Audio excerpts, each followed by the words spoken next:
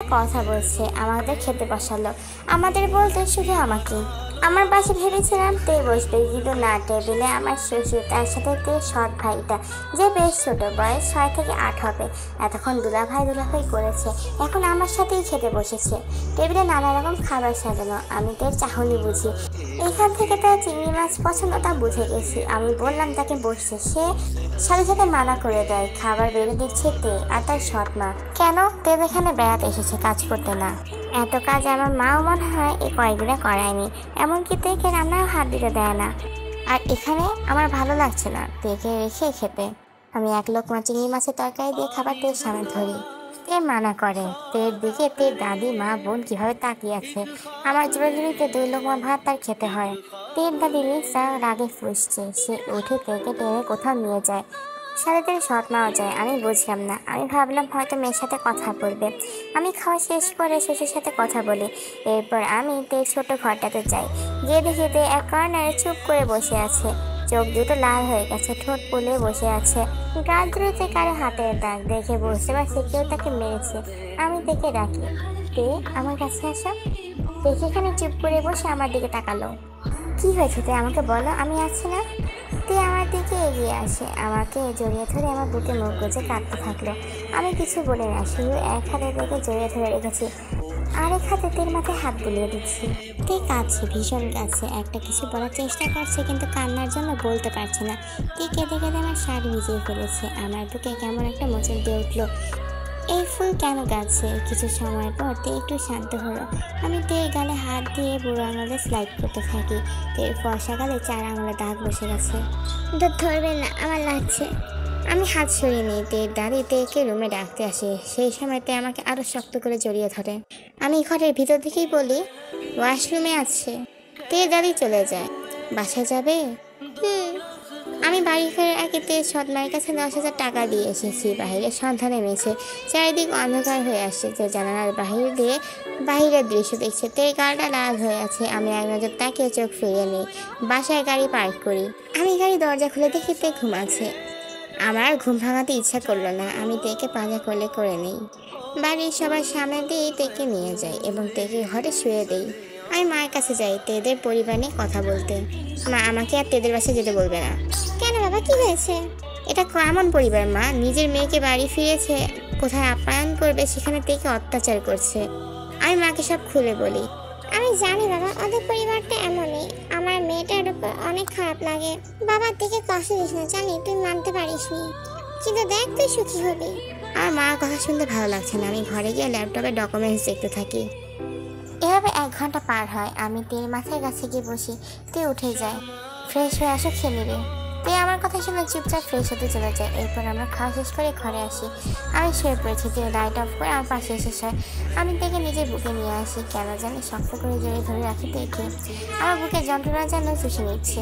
আজ তের কান্না দেখে আমার প্রচুর খারাপ লেগেছে। কেন তা আমি জানি না। আমি তেকে জিজ্ঞেস করি, তোমার চিংড়ি মাছ পছন্দ? তে কাছে মাছে করছে। তাই আমি বললাম, আমাকে বলো। কিন্তু মন মতো কখনো খেতে পারিনি। আচ্ছা তে, তারা কি তোমার এভাবে আগেও মারতো? যখন আমার মা মারা যায় তখন বাবা কেমন বদলে যায়। পরে বাবা বিয়ে করে। এরপর আমি আর ভালোবাসা পাইনি। আমাকে অনেক কষ্ট দেয় তারা। কারণে অকারণে খালি আমাকে মারে। অনেক মারতো? অনেক মেরেছে। আমাকে কেউ ভালোবাসেনি, কেউ আদর করেনি। আমার মা আমাকে নিয়ে যায়নি কেন? থাকতে এগুলো বলে না। আচ্ছা, তোমার বোন এখানে কেন? আপুর বিয়ে হয়েছিল। আপুর যে স্বামী ছিল সে আপুকে অনেক মারতো, কারণ আমরা অনেক গরিব ছিলাম। আমার বাবা তাকে কিছু দিতে পারেনি। পরে আমার আপুর ওখানে ঠাঁই হলো না, বের করে দিল। এরপর থেকে এখানেই রয়েছে। আপুকে অনেক কষ্ট দেয়। তোমার বোনের জন্য খারাপ লাগছে। আপনি আমাকে মেরে বের করে দিবেন না তো? কখনো না। যদি করেন, কথা দিচ্ছি এরকম করব না। তে আমার কাছে নিজেকে গুটিয়ে নিল, চুপ করে রইল। বুঝতে পারছি তে প্রচুর অসহায়, কখনো আদর ভালোবাসা পায়নি।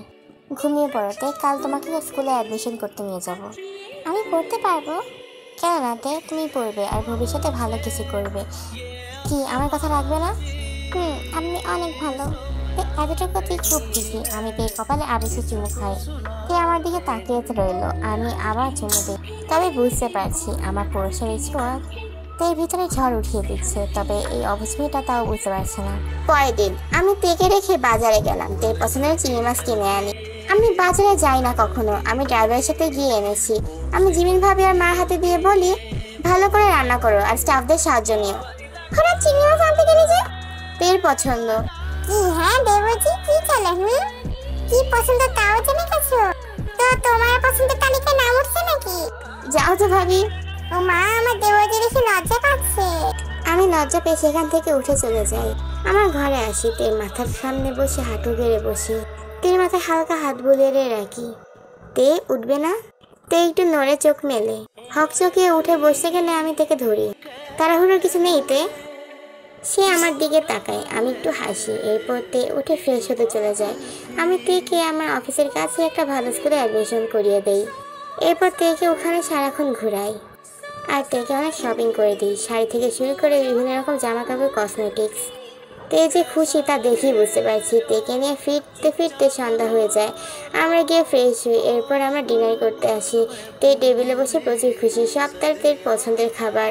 তে হাসি মুখে আমার দিকে তাকায়, আমার কেন জানি প্রশান্তি লাগছে। তে মাকে কাজে সাহায্য করে ঘরে আসে। আমার মা এখনো তেকে তেমন কোনো কাজ করতে দেয় না। আমার মার মেয়ের খুব শখ ছিল, তার মনে হয় তে পূরণ করেছে।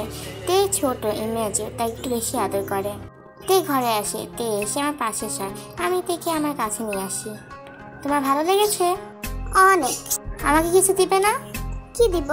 আমি তের গালে চুমু খেয়ে বলি, এইটা। এখন আমাকে দাও। আমি আমার গালটা বাড়ি দিই। দিয়ে কিছুক্ষণ নীরব থেকে টুপ করে আমার গালে চুমু খাই। আমি নিজের সাথে শক্ত করে জড়িয়ে ধরি তেকে। এরপর দিন চলতে থাকে। আমি তেকে এসে পড়াতাম, তেও খুব মনোযোগ দিয়ে পড়তো। পড়াই তার বয়স, আর কি করবে। আর এই 1 মাসে প্রতিদিন আমাকে তে একটা করে গালে চুমু দিয়েছে। একটা না, আরো বেশি হবে। আজ আমার মাথায় অন্য কিছু ঘুরছে। আজ তেকে নিজের বুকে জড়িয়ে ফেললাম। তে, তুমি আমাকে তোমার বুকে নেবে? সে আমার দিকে তাকিয়ে আছে। আমি তোমাকে নেই না প্রতিদিন, আজ আমাকে একটু নাও প্লিজ। আচ্ছা। তেকে জড়িয়ে ধরলে মনে হয় কোনো সফট হয়।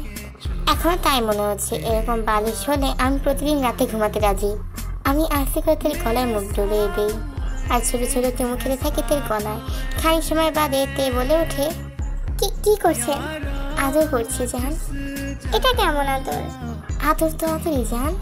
আমি তের গালে আলতো করে স্পর্শ করি আর তেকে নিজের কাছে এনে এই প্রথমবারের মতো তের ঠোঁটে ঠোঁট ডুবিয়ে দেই। তে আমার টি শার্ট খামচে ধরেছে। আমার এরকম অ্যাকশনে তে অনেক অবাক হয় আর ভয় পেয়েছে। আমি তেকে আরো শক্ত করে আঁকড়ে ধরে কাজটা কন্টিনিউ করতে থাকি। প্রায় 10 মিনিট পর আমি তের ঠোঁট ছাড়ি। তে জোরে জোরে শ্বাস নিচ্ছে। আমি তের ঠোঁটে একটা সফট কিস করি। কেন এরকম করছেন? আদর তো তে। এরকম আদর? তে